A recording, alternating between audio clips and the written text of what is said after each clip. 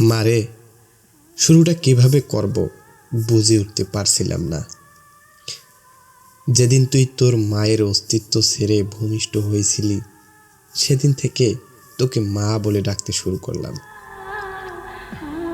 তোকে মা ডাকতে গিয়ে আমার নিজের মা হারানোর ব্যথাটাই ভুলে গিয়েছিলাম।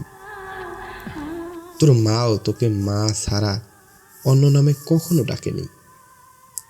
বিদ্যালয়ে প্রথম যেদিন শিক্ষক তোর নাম জিজ্ঞেস করেছিলেন, তোকে মা বলে ডাকতে ডাকতে তোর নামটাও ভুলে গিয়েছিলাম। আমি তোর নাম বলতে না পারায় সবাই আমাকে নিয়ে হাসাহাসি করেছিল। তাই চিঠির উপরে তোর নামের জায়গায় মা লিখছি। হঠাৎ করে তুই এভাবে চলে যাবি আমি তা বুঝতেই পারিনি। ছেলেটা যেদিন বাইরের ব্যাগ হাতে তোর জন্য অপেক্ষা করছিল, যে কখন তুই দরজা খুলে বাইরে বের হয়ে আসবি, আমি তখন ভেতরে বসে রবের কাছে প্রার্থনা করছিলাম আর ভাবছিলাম যে আর কতটা ভালোবাসতে পারলে তুই আমাকে ছেড়ে চলে যাবি না। অপরদিকে তুই ঘরে বসে ভাবছিলি আজ যেতে না পারলে ছেলেটার কাছে ছোট হয়ে যাবি। আর আমি ভাবছিলাম তুই যদি চলে যাস তাহলে পুরো পিতা জাতির কাছে আমি কিভাবে মুখ দেখাবো। জানিস মা, তুই তোর 3 বছরের ভালোবাসা খুঁজে পেয়েছিস, কিন্তু আমার জীবন থেকে 20 বছরের ভালোবাসা হারিয়ে গিয়েছে। মারে, প্রত্যেকটা বাবা জানে রক্ত পানি করে গড়ে তোলা মেয়েটা একদিন অন্যের ঘরে চলে যাবে। তারপরও একটুকু কৃপণতা থাকে না বাবাদের ভিতরে। বাবাদের ভালোবাসা শামুকের খোলসের মতো মারে। বাবাদের বাহিরটা শক্ত হলেও ভিতরটা খুব নরম। বাবারা সন্তানদের কতটা ভালোবাসে তা বুঝতে পারে না, তবে অনেকটাই ভালোবাসতে পারে।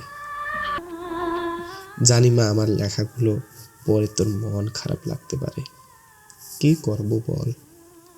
তোরা তো যৌবনে পা রাখার পর চোখ, নাক, কান সব কিছুর প্রতি বিবেচনা করে প্রেম করিস, কিন্তু যেদিন জানতে পারলাম তুই তোর মায়ের গর্ভে অবস্থান করছিস, সেদিন বুঝতে পারিনি তুই কালো হবি, ফর্সা হবি, ল্যাংড়া হবি না বোবা হবি। কোনো কিছুর অপেক্ষা না করেই তোর প্রেমে পড়েছিলাম রে মা, তাই এত কিছু লিখলাম। আমি জানি মা, তোদের সব সন্তানদের একটা প্রশ্ন, বাবা কেন তাদের ভালো লাগাটাকে সহজে মানতে চায় না। উত্তরটা তোর ঘাড়ে তোলা থাকলো। তুই যেদিন মা হবি সেদিন নিজেই নিজের উত্তরটা পেয়ে যাবি। তোরা যখন একটা ছেলের হাত ধরে পালিয়ে যাস, তখন ওই ছেলে ছাড়া জীবনে আর কারো প্রয়োজন বোধ করিস না, কিন্তু একটা বাবা বুঝে তার জীবনে নিজের মেয়েটার কতটা প্রয়োজন। যেদিন তোর দাদুর কাছ থেকে তোর মাকে গ্রহণ করেছিলাম, সেদিন প্রতিজ্ঞা করেছিলাম যে যদি মেয়ে হয় তাহলে মেয়েটাকে তার স্বামীর হাতে নিজের হাতে তুলে দেব, তবে দায়িত্ব থেকে নিজেকে হালকা করব। তাই তোর প্রতি এত অভিমান। মারে, বাবার উপর রাগ করিস না।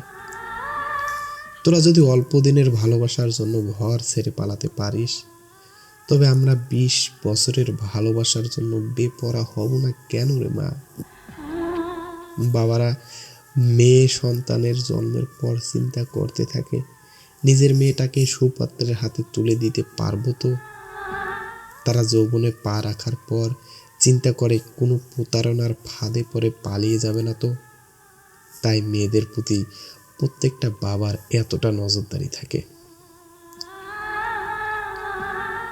যদি মন কাঁদে চলে আসিস, বুক পেতে দেব। ঠিক আগে যেভাবে ভালোবেসেছিলাম সেভাবেই বাসবো। অপেক্ষায় থাকলাম। হয়তো তোর মায়ের মতো তোকে পেটে ধরিনি, তবে পেটে ধরার যন্ত্রণাটা সহ্য করতে পারছি না। খুব কষ্ট হচ্ছে রে মা, খুব কষ্ট হচ্ছে। ইতি তোর জন্মদাতা পিতা। এই চিঠিটা পরে অন্তত একটি মেয়ে বা ছেলে ও যদি তাদের সিদ্ধান্ত থেকে ফিরে আসে তবে মন্দ কি। অনুভূতি পেজ থেকে এই স্ক্রিপ্টটি পাওয়া।